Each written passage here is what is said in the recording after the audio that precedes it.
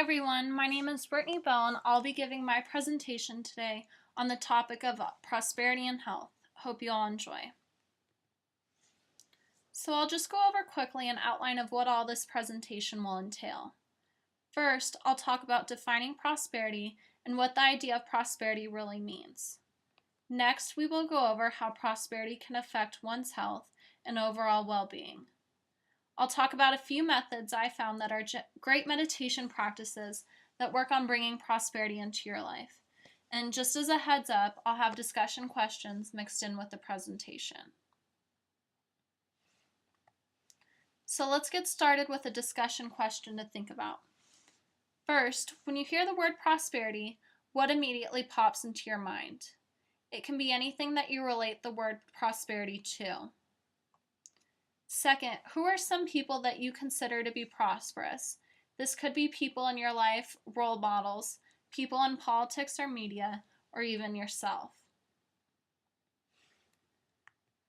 I'd feel comfortable to bet that one of these images, or something similar, came to most of your minds. Usually when we think of prosperity, we think of successful people like Bill Gates, famous athletes like LeBron, or tangible things like nice cars, expensive clothes, big houses, etc. So prosperity equals having lots of wealth, nice things, and a thriving career, right? The answer is no, definitely not. So let's talk about what prosperity really is. According to the Webster Dictionary, prosperity is defined as the condition of being successful or thriving. Prosperity can be thought of as an abundance of what we truly want and enjoying those things, whatever they may be. So prosperity really has a different definition to everyone because we all enjoy different things and want something different out of life. For some people, wealth can be included in what prosperity is to them, but for others, wealth might not be important to them. For example, there could be someone with all the money in the world, but isn't at all happy, which doesn't mean that they're truly prosperous. Prosperity is all about abundance of what makes us happy. I found a quote online that I thought gave a really good definition for prosperity. Prosperity shouldn't always be about things, but rather what type of person you were, are, and will continue to be because of the certain things you've been blessed with. So in conclusion, prosperity has a different meaning to everyone, depending on what is important to them. Some things that people may desire prosperity or abundance in are health, good fortune, strong relationships, longevity, wisdom, social support, love, happiness, and peace. So that leads us to our next discussion question, which asks, in what ways do you feel prosperous in your life today?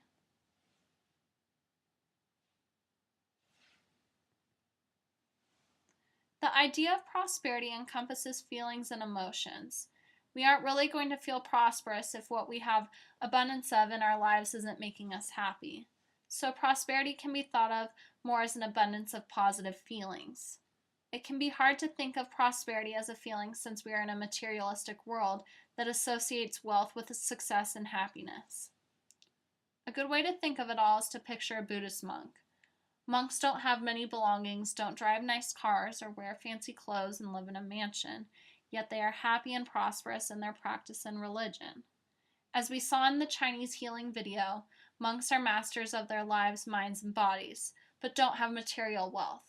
So if I'm explaining myself right, we have to let go of the idea that prosperity equals wealth. Now, let's talk about how prosperity plays into health, since we are in a CHS class. As we have been learning in class, the mind and body are very connected, and what goes on in the mind directly affects the body and health. It's all about the mind-body connection. So, prosperity impacts health. To think about how prosperity impacts health, I first want to show a list of words that have an opposite meaning to prosperity. Some of them are unsuccessful, unhappy, unfortunate, failing, miserable. These are some pretty heavy negative words and emotions, right? None of those are something a normal person would want an abundance of. The lack of prosperity creates these negative emotions, which have negative effects on our health, as we have been learning throughout the class. Not having the things we want in our lives creates negative thoughts, emotions, and bad energy in our bodies. One could be led to depression for reasons like lack of social support or life purpose. This directly relates to what we learned in week 4 about how our health goes down from depression. One could also be led to feelings of stress, which we know is very bad for our health. And I'll reiterate this again. Lack of wealth doesn't mean that someone isn't prosperous or unhappy. So poverty doesn't necessarily mean someone is depressed, stressed, or dissatisfied with their life. On the other hand, when someone is feeling prosperous, they feel happy, satisfied with life, and that they are fulfilling their life purpose. These positive feelings can have positive impacts on our health. People with prosperity have better life satisfaction and feel that they have a purpose. As we've read in our text, purpose in life can improve one's well-being and health. So I found some techniques online for bringing prosperity into one's life through meditation and positive thinking. There aren't set in stone steps to being prosperous like there are for baking cookies, so the journey to prosperity will differ from person to person. Some of us already know successful techniques for ourselves and others don't, which is totally okay. A lot of these techniques aren't scientifically proven, but that's because it's hard to measure an intangible object like prosperity. It's more important to keep an open mind and find what works for you. Online, I found a Hindu website that listed the 7 steps to prosperity. The website is called devasana.org, which is dedicated to sharing yogi techniques on prosperity and conscious living. According to the site, there are 7 steps to prosperity, and I interpreted the article to mean that one must obtain these seven qualities of characteristics in order to have prosperity in one's life. First, one must have commitment to oneself. Also, you must have character because that's important to show the glory of a human. Another thing that's important is divinity, to show the physical and mental strength we have. Also, grace, power, and happiness are important. Happiness is especially important because it allows us to enjoy the ecstasy and feeling of prosperity.